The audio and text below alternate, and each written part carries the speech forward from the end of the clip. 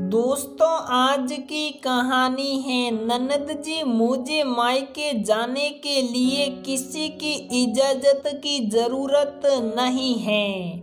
दोस्तों, कहानी शुरू करने से पहले अगर आपने हमारे चैनल को सब्सक्राइब नहीं किया है तो सब्सक्राइब कर लीजिए ताकि आपके पास पहुंचे हर नया वीडियो। संदीप, मेरा माँ से मिलने का बहुत मन हो रहा है। मैं थोड़े दिन के लिए माँ से मिलने जाना चाहती हूँ।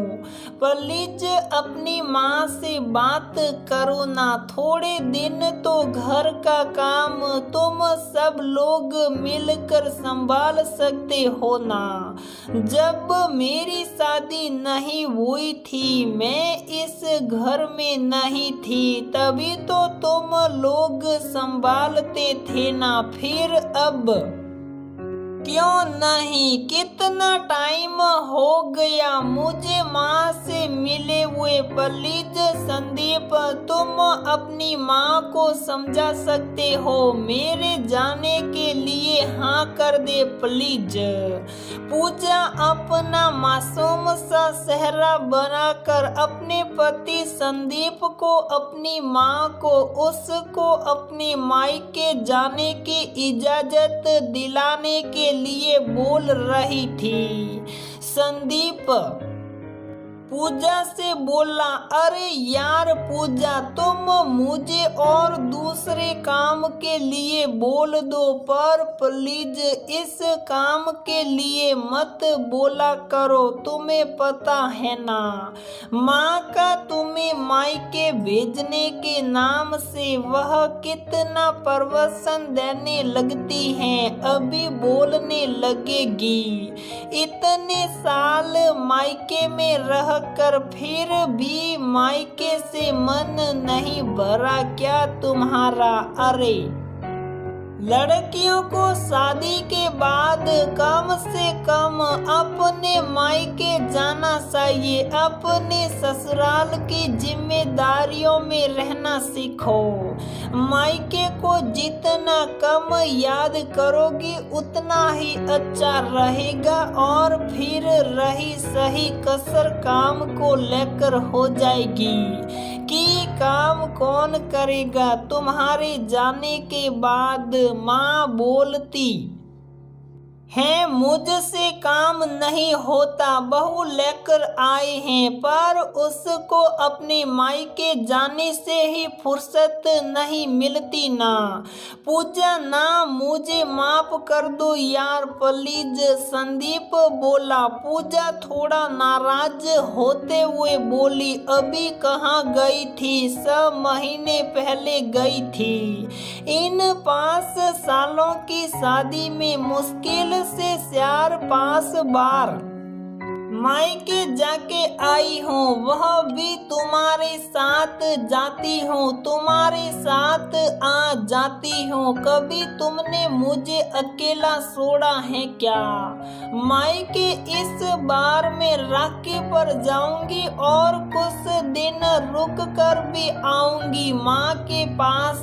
तुम नहीं पूछते तो मैं पूछ लूंगी माँ से। ऐसा बोलकर पूजा चाय बनाने चली गई।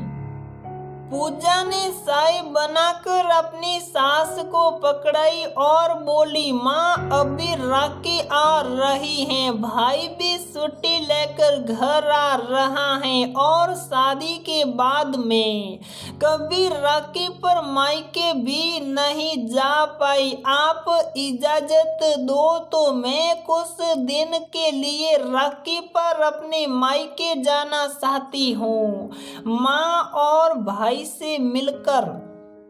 आना चाहती हूँ। पूजा की सास ने चाय की चुस्की लेते हुए बड़े आराम से कहा। पूजा, तुमको एक ही बात बार बार सुनने में बड़ा मजा आता है क्या? भाई, तुमको पता है अब इस उम्र में घर का काम नहीं होता हमसे। और दूसरी बात, तुम्हारी दोनों नंदे राखी पर हमेशा यहाँ आती हैं। उनकी खातिरदारी कौन करेगा? और वह अपने भाई और भाभी के राखी बांधने के लिए आ रही हैं और तुम उनको आता देख अपने मायके भाग रही हो। अरे कुछ तो शर्म करो। तुम्हारे मायके में एक भाई है जिसके भी शादी हुई नहीं है। भाई की राखी ऐसे ही भेज देना जैसे हमेशा भेजती आई हो। अरे मेरे तो भरा पूरा परिवार है। मेरी दोनों बेटियां बेचारी अपनी भाभी से मिलने आती हैं इस बहाने, और ये भाभी उनसे भागना सहा रही हैं, मायके जाना सहा रही हैं, चली जाना बाद में, और कभी अभी कहीं नहीं जाना। अपनी ननद की खातिरदारी की तैयारी करो और अभी जाओ। रात के खाने की तैयारी करो। पूजा अपनी आंखों में आई आंसू की बूंदों को छुपाते हुए रसोई घर की तरफ मुड़ गई।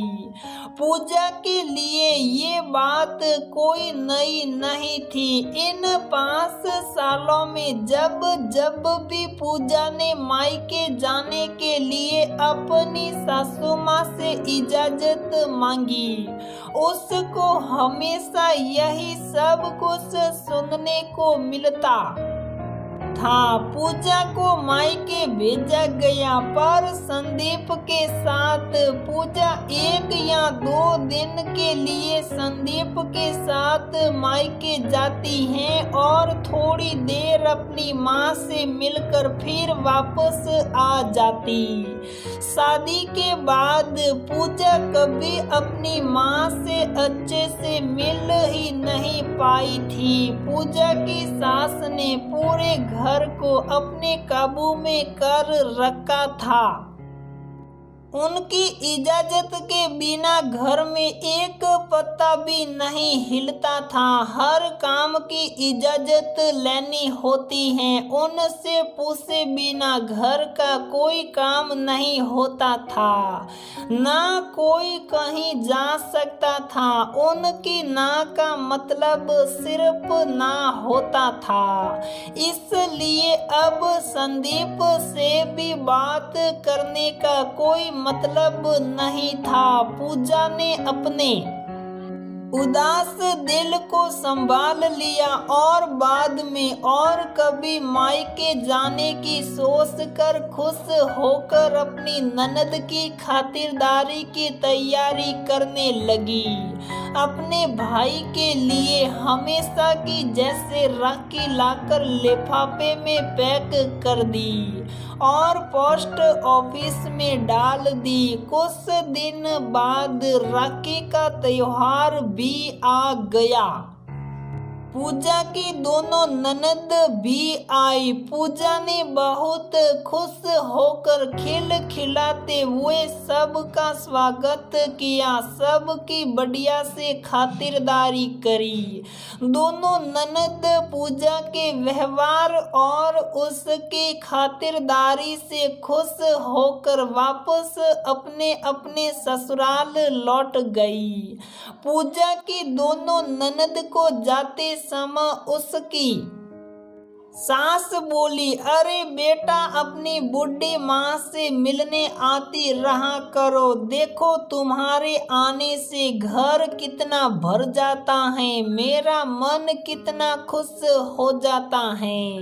तुमको देखकर मेरे बुलाने का इंतजार मत किया करो। जब तुम्हारा मन करे तुम आ जाया करो।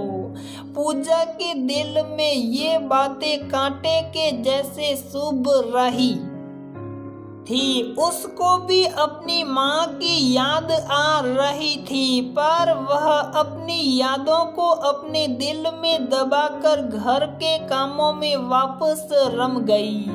एक दिन पूजा के भाई का फोन आया। वह पूजा से बोला, दीदी कल सीढ़ियों से उतरते हुए माँ गिर गई। उनके पैर की हड्डी टूट गई, प्लास्टर सड़ा है। डॉक्टर ने 2 महीने के लिए फुल बेड रेस्ट बोला है। समझ में नहीं आ रहा मैं क्या करूं। मैं ज्यादा से ज्यादा 10 दिन की छुट्टी ले सकता हूं, नहीं तो मुझे फिर नौकरी से निकाल देंगे। रात को तो मैं माँ को संभाल लूंगा, पर दिन में माँ को कैसे संभालूं ये समझ में नहीं आ रहा है। प्लीज दीदी आप थोड़े दिन के लिए आ जाइए ना। माँ की सेवा करने के लिए भाई की बात सुनकर पूजा घबरा गई और बोली, तू टेंशन मत कर छोटे, हम दोनों मिलकर माँ को संभाल लेंगे। अरे माँ ने हमें संभाला, अब हम ही तो माँ को संभालेंगे और कौन संभालेगा। इसमें प्लीज बोलने की क्या बात है, मैं जरूर आऊंगी, तो चिंता मत कर। ऐसा बोलकर पूजा ने फोन रख दिया। तभी संदीप आ जाता है। संदीप को देखकर पूजा बोलती है, संदीप मुझे आज की आज ही माँ के पास जाना है। अगर तुम छोड़कर आ सकते हो तो छोड़कर आ जाओ, नहीं तो मुझे बस में बिठा कर आ जाओ। मैं चली जाऊंगी और मैं कोई 1-2 दिन के लिए माँ के पास नहीं जा रही हूँ। इस बार जब तक माँ सही नहीं हो जाएगी मैं उन्हें छोड़कर नहीं आऊंगी। संदीप बोला, तुमने माँ से इजाजत ले ली क्या? माँ ने तुमको तुम्हारी माँ के पास जाने की इजाजत दे दी क्या? पूजा बोली, इस बारे में मैंने माँ से अभी कुछ नहीं पूछा है और इस बार माँ बीमार है, मेरा जाना जरूरी है। इसमें इजाजत की तो कोई बात ही नहीं है। पूजा की सास ने दोनों बेटे बहू की बात सुन ली। पूजा की सास गुस्से से लाल पीली होती हुई बोली, अच्छा बहू, अब हमसे तुम्हें कुछ पूछने की जरूरत ही नहीं है। अरे मेरे इतने सालों से चलाए इस घर के कानून कायदों को तुम बदलोगी मेरी इजाजत के बिना ही। अब इस घर में काम होंगे। अपने बेटे को देखते हुए बोली, और इसको देखो, अपनी पत्नी को बिल्कुल भी मना नहीं कर रहा है ऐसा करने के लिए। अरे बेटा, तुमको बहुत मुश्किल से पाल पोस कर बड़ा किया है मैंने, और तू अपनी माँ का मान ऐसे रख रहा है। अपनी बीवी को एक बार भी नहीं बोल रहा है कि माँ की इजाजत के बिना तुम कहीं नहीं जा सकती। संदीप कुछ बोलता इससे पहले ही पूजा बोल पड़ी, माफ कीजिए सासू माँ, चाहे लड़की हो चाहे लड़का हो, दोनों की माँ दोनों को पालने में उतनी ही तकलीफ उठाती है। मेरी माँ ने भी मुझे पालने में बहुत दिक्कत उठाई है। मैं कोई अपने आप रेडीमेड नहीं पल गई। मेरी माँ को अब मेरी ज़रूरत है। मैं अभी उनके काम नहीं आऊँगी तो फिर कब आऊँगी। अपनी दर्द से कहराती हुई माँ की सेवा के लिए मुझे किसी की इजाज़त की ज़रूरत नहीं है। इस बार मैं आपसे अपने मायके जाने के लिए अपनी माँ की सेवा के लिए कोई इजाज़त नहीं ले रही, बल्कि आपको और आपके बेटे को ये बता रही हूँ कि मैं अपने मायके जा रही हूँ और जब तक माँ सही नहीं हो जाएगी तब तक नहीं आऊँगी। इसलिए मुझको बार बार वहाँ पर जल्दी आने के लिए फ़ोन मत कीजिएगा। जब माँ सही हो जाएगी मैं खुद ही अपने आप वापस आ जाऊंगी। तभी संदीप बोला, माँ सच ही तो कह रही हैं पूजा, ये मामला इजाज़त देने और लेने का नहीं है। एक बेटी दुख में अपनी माँ से मिलने की इजाज़त भला कब लेती हैं? अगर आप बीमार हो और दीदी ससुराल से इजाज़त लेकर यहाँ आए और इजाज़त नहीं मिले तो क्या दीदी आपसे मिलने नहीं आएगी? पूजा की सास का मुंह आज पहली बार किसी की बात पर बंद हुआ था। वह आगे कुछ नहीं बोली। उधर पूजा जल्दी जल्दी बैग में अपने कपड़े डालते हुए ये सोच रही थी कि क्यों हमेशा एक लड़की को शादी होते ही अपने माँ बाप से मिलने की भी इजाज़त लेनी पड़ती है। अगर इजाज़त मिल जाए तो जाओ वरना मत जाओ। माँ बाप से मिलने की इजाज़त देने वाले आखिर खुद किसी के माँ बाप नहीं होते क्या? दोस्तों, ये थी मेरी आज की कहानी। बहुत से घरों में अभी भी शादी होने के बाद लड़कियां अपने माँ बाप से मिलने की इजाज़त लेनी रहती हैं और उनको हमेशा बदले में ना ही सुनने को मिलती हैं। कभी घर के काम से, कभी ससुराल में अच्छी तरह सेट होने के नाम से उनको बार बार मायके जाने से रोका जाता रहा है।